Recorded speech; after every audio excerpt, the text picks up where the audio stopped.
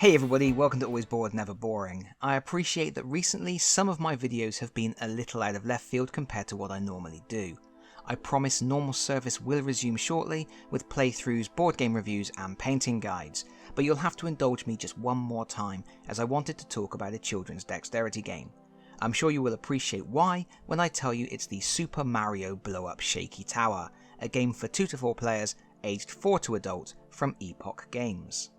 This is part of the Link system, a line of dexterity and action games that all come with colourful playing pieces, and it says on the back of the box, all of the playing pieces are interchangeable between the games.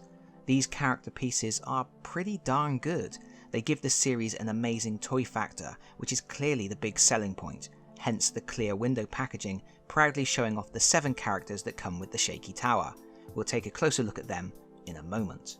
First, let's take a look at the titular tower and how to play the game. The tower is rather nice. You have to assemble it, and disassemble it if you plan on storing it in the original box, but it's easy enough to do. You have a central column, then you clip on the rampart by making sure you line up the pegs with the slits around the rim. Then you have a bottom section that you line up with the clip on the bottom part of the tower column. It should just clip into place easily, although you may need to press the clip to ensure the 2 parts snap together firmly. Finally, you have 8 red paddles that slot into place around the outside edge. You angle them in, then press them flat. Once all 8 are fitted, your tower is assembled and you are ready to play. Ideally, you want to place your tower on a really flat, smooth surface. I'm sitting mine on a neoprene mat for this video, but don't do that in real life. It reduces how much the base wobbles, which somewhat defeats the point of the game. Anyway, the game also comes with this cool lava ball. Not sure if you will see it on video, but it's engraved with Bowser's face and it's weighted with a metal ball bearing in the middle. You place this on the perch at the top of the tower. Your final game component is this cheapo custom dice. It has a 0 on one face, 1s on 4 faces, and then a 2 on the last face.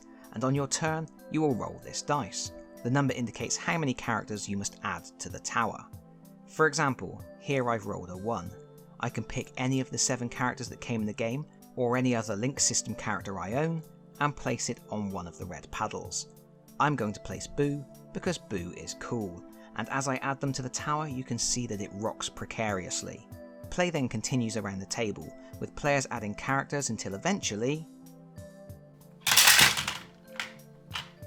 Should you get to the point where all the characters are on the tower and the ball hasn't fallen, play continues. But now when you roll the dice, the number dictates how many characters you should remove.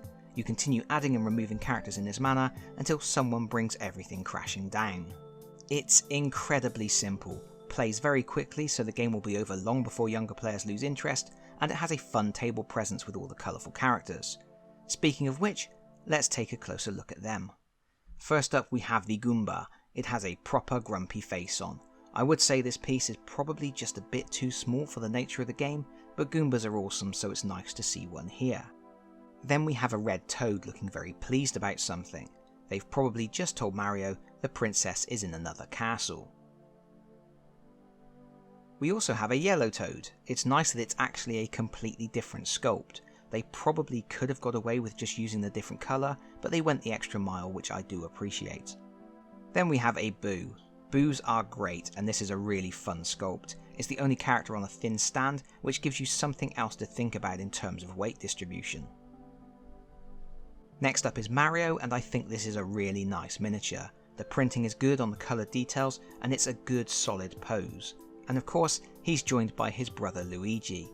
This is another really nicely designed miniature with good detail. The colour isn't quite as crisp as on some of the other pieces, the blue bleeds onto the green in a number of places, but it's still pretty good. And then we have Yoshi. What a lovely lump of plastic this is. He's the largest piece in the set, as you might imagine, and just in case you were wondering, he's just under 50mm tall. The Goomba is around 21mm tall. I particularly like how they selected and designed the characters, as their different sizes, weights and shapes are part of the dexterity element. The Goomba is lightweight with a low centre of gravity. Luigi is very tall and weighted to one side with his waving pose. The Boo is top heavy because he's balanced on a narrow stem, while Yoshi is a big chunky heavy piece of plastic but has a static pose with relatively even weight distribution.